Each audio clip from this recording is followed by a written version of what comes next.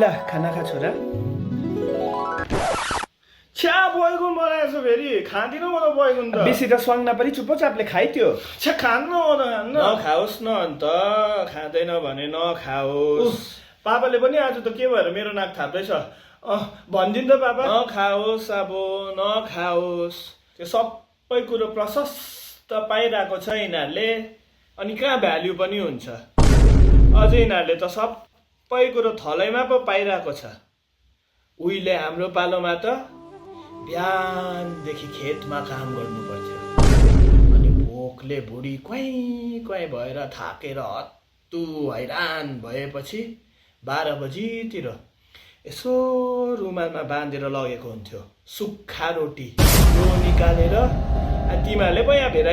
भेराइटीको सब्जी मासुहरू पाइरहेको छ हामी त चियामा चोप्दै खानु पर्थ्यो त्यो पनि कहाँ दुधको चिया फिक्का चियामा त्यो पनि कहाँ चिनीको नुनको चियामा चोप्दै खानु पर्थ्यो भयो पापा भयो अहिले त हेर्नु त अन्त